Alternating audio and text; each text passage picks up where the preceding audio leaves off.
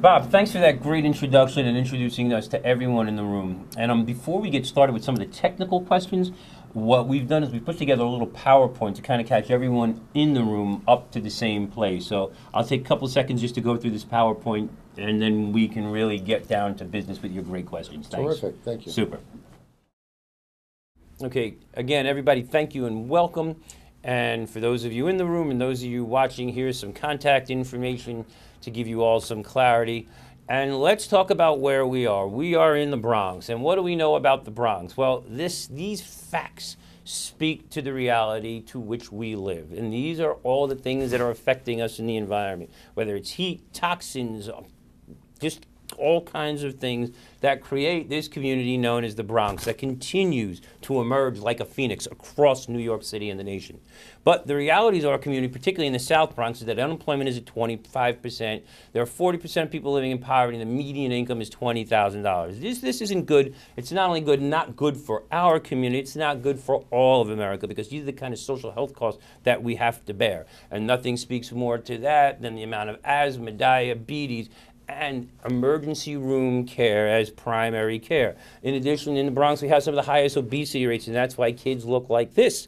And the reality is that proximity to fossil fuel exhaust causes learning disabilities. So that's why we're here today, to discuss some of these issues. The New York City Department of Planning recommends 2.5 acres of parkland, yet the South Bronx has only 0.5. So where are we going to put these parks? Well, I believe, and we're here today to discuss green roofs and green walls, because we can't create new space, but we can invent new use for space, and that would be this. So we can't make more, but we can go up. So welcome to the Green Roof and Green Walls Seminar of the Bronx. And nothing speaks more to that than a green wall on top of our Bronx County Courthouse and a green roof on top of our Bronx County Courthouse. And that's our mobile edible wall through Green Living Technologies, and four nationally certified students with a handsome teacher who has since lost weight. Let's talk a little bit more about green walls. What do green walls do? Well, here in a concrete jungle, they get kids involved and they create these green oases. It's a great way of engagement for school, engagement for education. And again, happy kids, happy smiles, learning kids. And again, all of those plants are in a 2-foot by 1-foot horizontal footprint, which is rather remarkable. Moving on now towards food production, here they are in abandoned lots in Harlem. What does it really look like? Let's take another look at it. It looks like that. But what does it really look like at the end of the day? It looks like this. And these are kids taking this produce off the wall and using it in schools and institutions. So that is, in essence, a green wall. And we'll talk more about the educational values and benefits when Bob starts asking questions. But this should give us all some context. And that food, locally grown on those walls, gets picked by kids, grown by kids, and put into local institutions.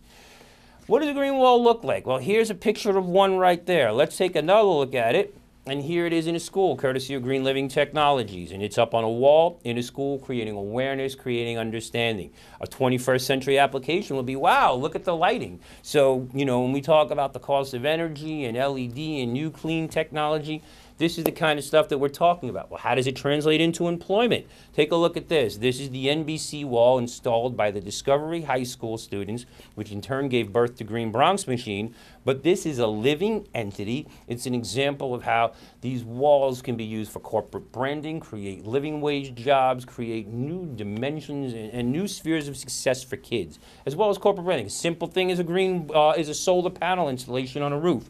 And again, we've talked about walls. We want to talk about roofs. This is something that's real important to the green roof industry, because some of this stuff can power the things in our greenhouses and in our homes. Lovely sedum. You're going to see what this sedum does. And this is actually, we're going to talk more about sedum. But sedum is a plant that needs very little water. It's very climate resistant. And again, this is both absorbing water and giving off water vapor, cooling the air, instead of a hot tar black roof, which we looked at before. Sedum green roof can go into an installation like this. And where is this? Well, I call this the South Bronx to Southampton. So here our kids are going from the South Bronx, making living wage in Southampton, installing homes like this. And that, to me, is rather remarkable. When you teach kids about reconfiguring their lifestyles and their mind and their environment, this is a great way to imagine it. And again, this is student work. Talk about motivating kids to come to school in real-life applications of design, math, integration, ordinal thinking. It's all art. It's living art. Here's yet one of another, and you'll see that's the sedum we saw before. You actually see how it's rolled up here. It's grown. It can be grown for profit. Students can grow it. They seed it. They plug it. They plant it. And guess what they do then?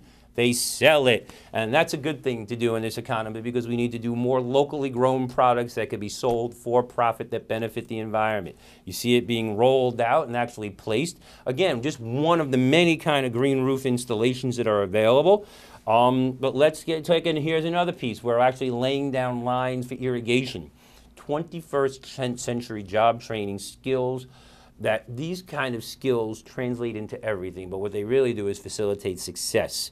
You've seen the underline. Now that's actually, this is another example of a green roof that we're using, the modular system, the panel system, and that's how the kids plant these into these trays, the same trays that we use for our green walls.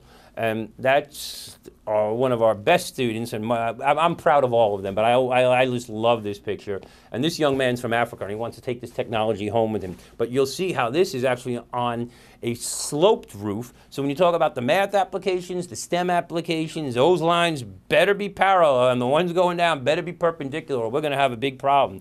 And literally, this teaches teamwork. Now, as beautiful as this picture is, what people need to understand is that the young gentlemen in this room probably a year ago couldn't and wouldn't sit around the table together. But yet here they are working together, making a living wage, doing it in a way they never imagined. Then they're going to take this mindset and this awareness and bring it back to their home communities. And that's kind of exciting. So you see these kids happy about their work. They should be. Wow, it's halfway done, but we're going to take a little bit more.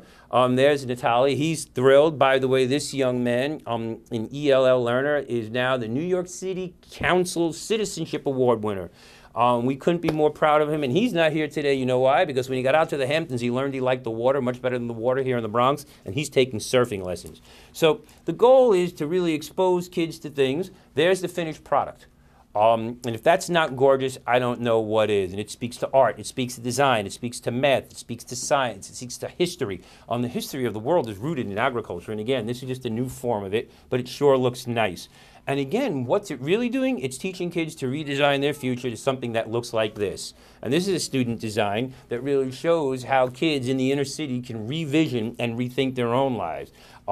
And that's great work. That's something we can all be proud of. A little closer to home, these are kids reconfiguring their own community. And when we reconfigure our own community, starting with our own green walls, well, look what happens. That's a classroom full of food, and that translates into a whole lot of good health, a whole lot of green dollars. And this is food grown by my kids on green roofs and green walls. Our program has been featured by Rachel Ray. So those are my kids with Rachel Ray. And of course, Discovery High School, the birthplace of Green Bronx Machine, has been recognized by our own mayor. But nowhere have we done more work than here in the Bronx. What does it look like? It looks like these young men and young women changing their environment, getting hard skills, great skills, doing things, working together in ways they've never imagined, getting technical skills, being creative, working together. That's a picture of success. I can't say more about it. We'll talk about corporate logos later. And again, it brings me to this great moment of Bronx Can. Our great Senator Gustavo Rivera here in the 33rd with the Bronx Can, Change Attitudes Now. And if you look at these kids, this loving family, if you will, of Americans, Puerto Ricans, African Americans, and Dominicans, we can, we will, and we continue to reshape and revision our world, our community, and our lives. And we are all proud to be part of this great Green Bronx Machine. So with that, guys, let's turn it over to Bob. Let's get down to business and really talk turkey.